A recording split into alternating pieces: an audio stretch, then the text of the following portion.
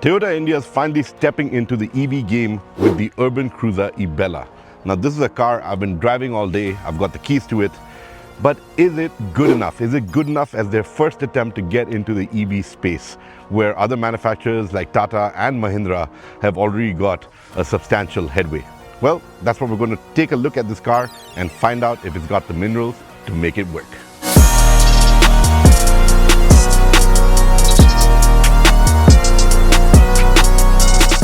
To be honest, we really can't talk about the Urban Cruiser Ebella without mentioning the Maruti Suzuki Vitara.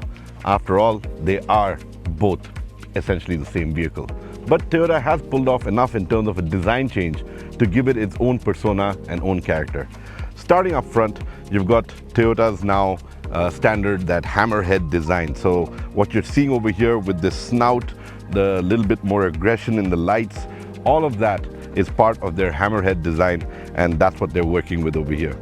You've got a nice sculpted bonnet, great character lines running down it, nice DRLs, projector lights. Obviously that front has that nice sporty aggression, but as we move along the side, you'll see that Toyota has really not skimped out on design one bit, starting with the tires. We've got these nice large 18-inch alloys. We're talking about 225/55 R18 rubber on them, and that's a nice wide chunky tire.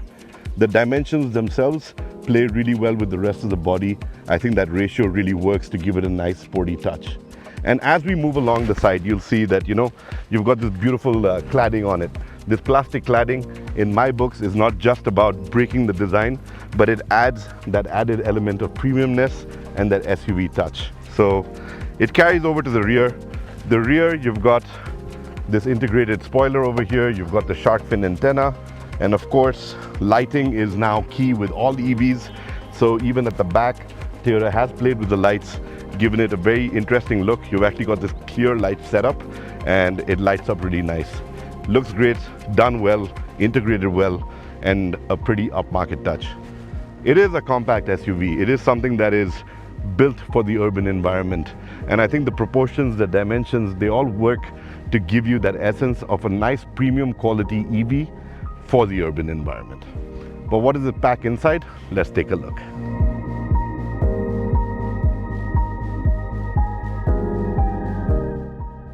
The cabin, according to me, is definitely one of the big highlights of this vehicle. The attention to detail, the fit and finish, the use of fine materials, and even the layered look all work in its favor to give you something that's quite appealing, looks upmarket, looks premium, is not over the top. And I think for people who like a little bit of subtleness in their life, like people like me, well, this really works. So you've got this nice floating center console, you've got storage area down here, you've actually got charging ports that you can get over here, down here as well. So that's a little bit of access. Right up here in the piano black finish, you've obviously got your controls, park, reverse, neutral drive. You've got your electronic park brake, drive modes for you to switch between eco, normal, and sport. You've got snow mode, and obviously you've got one touch, your single pedal driving button right here as well. They've given you a few buttons. It's not all in the screen. So you've got your AC controls right here, very neat buttons. And I think that that's something I like. I don't like reaching for a screen to control my AC. And of course, the steering, flat bottom, has got this sporty feel to it. It feels great to grip, and you've also got controls integrated onto the steering, so you never have to take your eyes off the road. Now I'm just going to turn this on, give you a glimpse of what you get up front with the dual screens over here, because it is a dual screen setup. And what we're talking about, you can see the 360-degree camera doing its business right now. But the driver instrument cluster looks great, gives you all the information that you need. It's clear, it's easy to read. And definitely, I think the choice of the color palette is also something that stands out. Now, coming to the infotainment system, it's neat, it's well integrated, it's not over the top, it's not something that's really going to distract you. I know there are vehicles coming out with 2 screens, 3 screens, 15-inch screens, all of that happening as well. But this is just neat, it does the trick, it does the job, easy to pair with, and obviously gives you access to a plethora of information. So that's also really well done over there. What Toyota is giving you as well is a JBL audio system on board. So right up front here, you can see the tweeters. You've got speakers in the doors. It's a nice sound system. and definitely works in your favor. Now, you must have noticed that I've not really rattled off 10,000 creature comforts, because that's not what this vehicle is about. It's giving you just what you need. And I think that for Toyota, it's a safe play. It sort of gels with their ethos, whether you take a Fortuner or a Hilux or any of their other products. They're not over the top in terms of features, but what they do give you are the features that you're going to be using on a daily basis, and they want to make sure that they tick mark all of those. A case in point being like a wireless charging pad right over here, because that's again something that you definitely want. So yeah, I think overall the layout looks great. The sense of space is decent. Up front, you've got an abundance of space actually. I'm a pretty big guy and it feels great to be seated over here. You know, gives you that nice sort of cocoon cockpit feel. I don't get a sunroof. What I do get is just a glass pane over here, but in my books I think that that works better than a sunroof. You can just slide this shut if it's too sunny, and that's just one of those things. Coming to the seats, coming to the comfort on board, I would say that up front you're really not going to complain.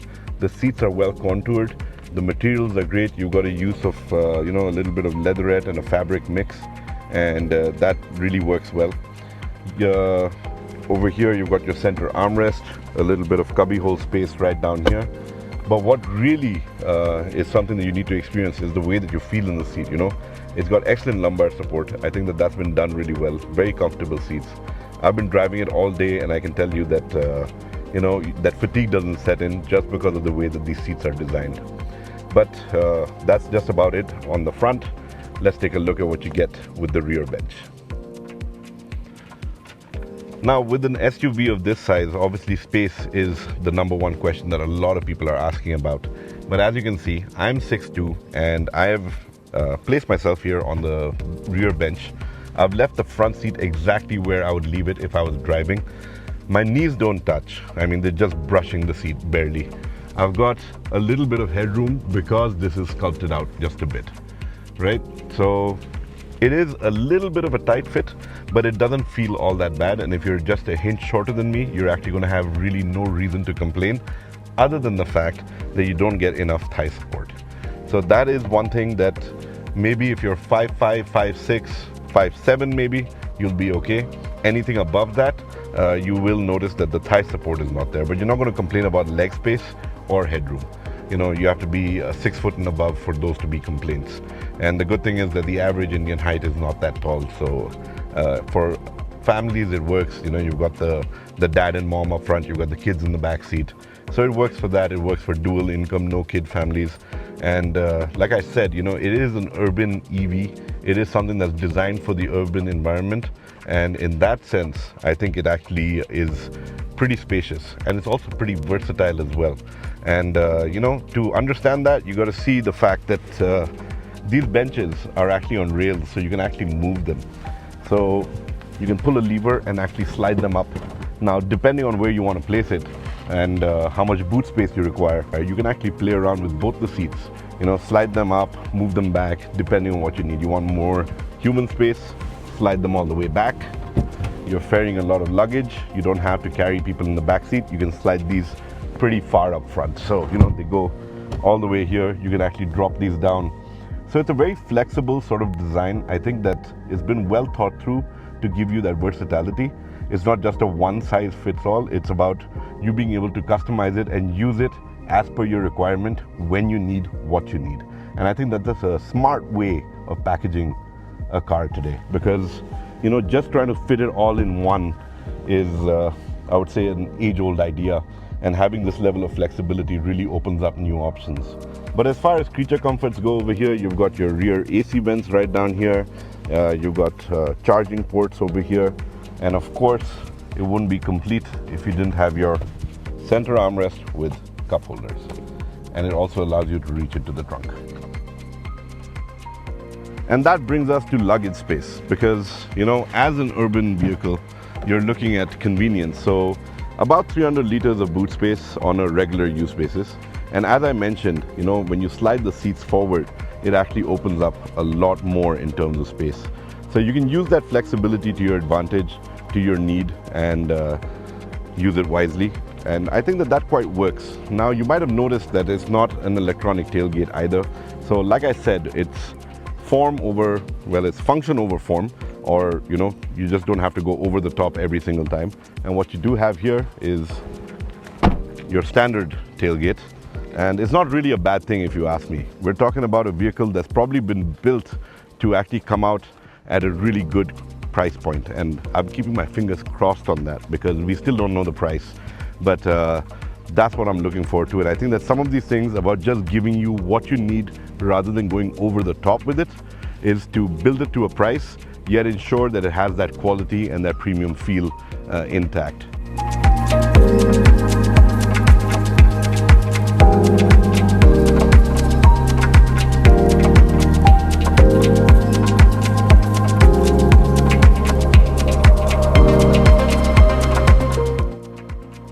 When it comes to driving the Urban Cruiser Ebella from Toyota, the one thing that really gets to you is the fact that it does not feel like an EV. It actually feels a little bit more sprightly. It doesn't have that weighed down feeling that a lot of people associate with an EV. Now, some might argue that's a good thing, some might argue that's a bad thing. In my case, it's actually one step closer to it feeling like an ICE vehicle, and for me, that really works.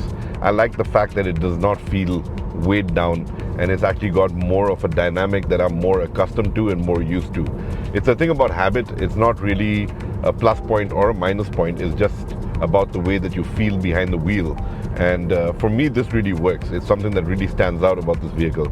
And because it doesn't have that low weighed down feeling, it doesn't really quite thunk through holes and potholes. Like I said, it's got a very sort of light feel to it, which is great. And that's something I was missing in other EVs, but this one does the job right.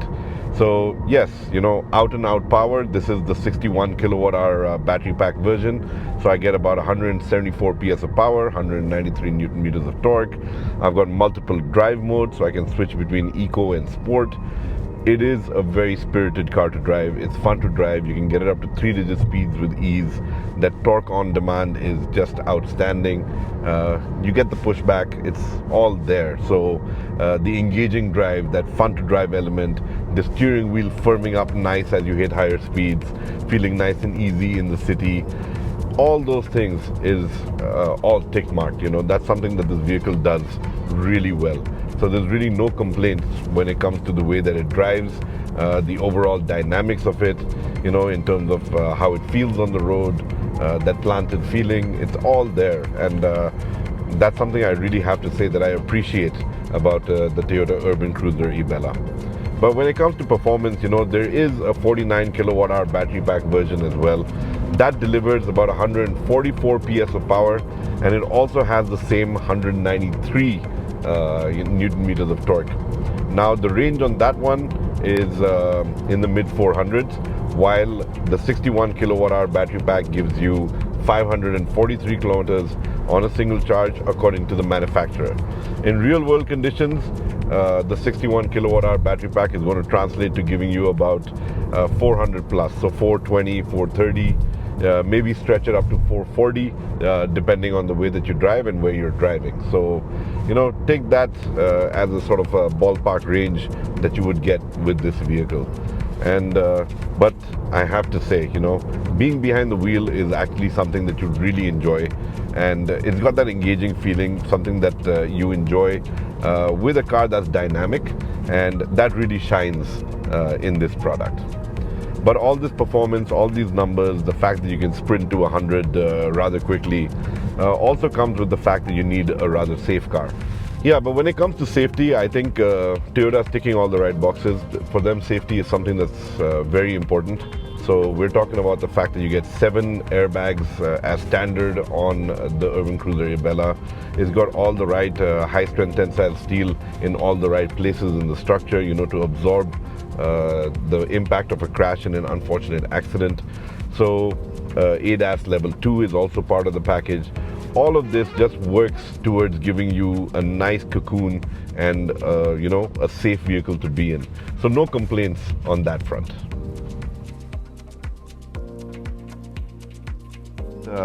That's just my take on what you get with the Urban Cruiser Ebella.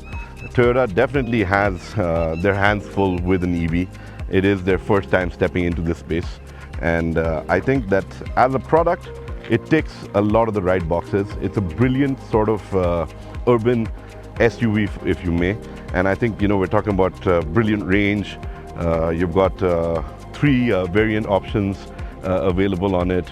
49 kilowatt hour battery pack, 61 kilowatt hour battery pack for the higher range model, 543 kilometers on a single charge. You know, these are just some of the numbers that we've been hearing. And I think that that works for a vehicle of this category and this size. And of course, it all boils down to what is Toyota going to price this at. So if you had to ask me what's my verdict on this vehicle, I think it's a great vehicle. It ticks all the right boxes. It gives you what you need. It's actually very nice to drive. That's one of its outstanding features, if you ask me. The ride quality, all of that is actually pretty brilliant. It's flexible, and yes, the only thing that really matters now is getting that price right. In my books, I would say that 15 to 17 lakhs would actually be hitting the sweet spot, and I'm really keeping my fingers crossed that Toyota does that. On that note, let me know what you think. Let me know what your thoughts are on the Urban Cruiser Ebella from Toyota. If you've got any questions, you want to guess the price, drop a comment below. It's my promise and the MOTORSCRIBES promise that we answer every comment that comes in on the channel.